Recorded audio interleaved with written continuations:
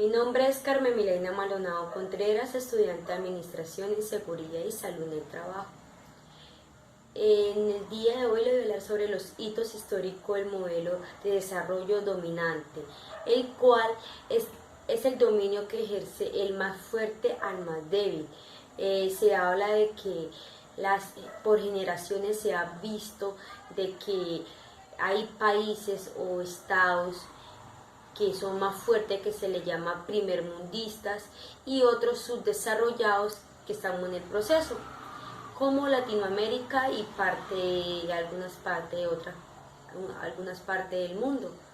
Como sabemos, y vamos a hablar un poco más de historia, en el siglo XVI es la época del descubrimiento, donde comienza a clasificarse entre superior e inferior, entre civilizados o bárbaros. Hoy en día, en la actualidad, en pleno siglo XXI, es como hablar de los ricos y los pobres. En 1533 fue donde se conformó el Tratado de Tordesillas en el país de Europa y Portugal. Por ende, fue una época de conquista donde inferiores eran obligados a enviar su materia prima a países superiores, que se le llaman primermundistas, y ellos devolvían la materia prima transformada en un producto, y así no hacían que los países subdesarrollados pagáramos por esa materia ya transformada más del precio de lo que se había estipulado. En el siglo XIX se presentaba una conformación de las repúblicas liberales, donde los mestizos, indios y negros eran maltratados, humillados y tratados de inferiores, atrasados, el cual veían que podían dominar y explotarlos como seres humanos y como trabajadores. En 1919 se da el Tratado de Versalles, donde finaliza la Primera Guerra Mundial y donde se observa que las potencias se repartían y se dividían las colonias para su gobernación y mando y hacer lo que ellas quisieran tener. En 1949, donde se presentó la era del desarrollo y se habla de dos puntos claves, que es el primero, la diferencia entre el desarrollo y subdesarrollo, y el segundo, países en desarrollo, lo mejor de sí para un desarrollo total. En 1960, donde se habla de la teoría del despegue, y es toda la sociedad en su evolución económica y social, y existen cinco fundamentales o 5 etapas fundamentales, que son: la primera, la sociedad tradicional, camino hacia la madurez, el despegue, precondición para el despegue para un crecimiento autosostenible, y etapa de alto consumo y consumo masivo. También mediante la teoría mencionada hay dos diseños de programa. El primer diseño de programa es Redimida Europa, y el segundo, la Alianza para el Progreso de América Latina y el Caribe ante sus graves problemas sociales y económicos que se presentan en esos países.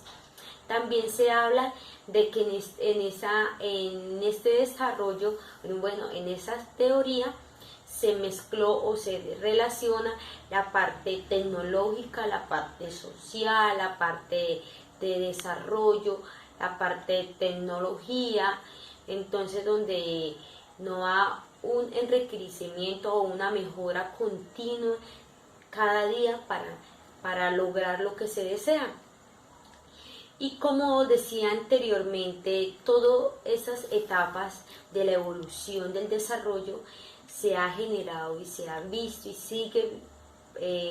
pasando en la actualidad, en pleno siglo XXI, donde los países primermundistas, los países desarrollados, suprime y a veces humilla a los países inferiores, que son los países subdesarrollados, y se ve la diferencia de trato, se ve la diferencia de conformación, el cual se identifica claramente de que debemos mejorar culturalmente, debemos mejorar situaciones de desarrollo para llegar a ser un país primermundista y poder tener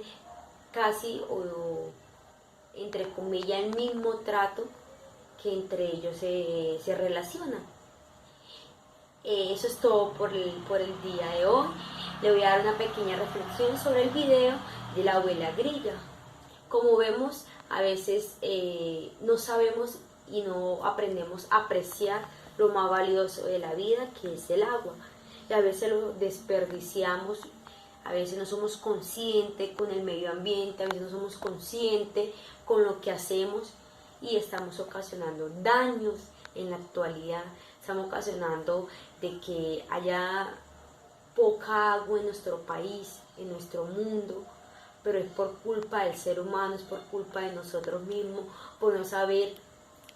tratar muy bien a la naturaleza, por no saber manipular muy bien el agua y utilizarla en las cosas necesarias. Entonces la reflexión es aprender a cuidar y valorar un poco más el agua, darle su importancia al agua como a la naturaleza, que es la que nos da el oxígeno también, y ser mejor persona cada día. Esa sería la conclusión que me dejó en mí el video, de que a veces no debemos maltratar lo más bello que nos da la naturaleza, que es el agua, sino aprender a quererla, respetarla y valorarla. Muchas gracias.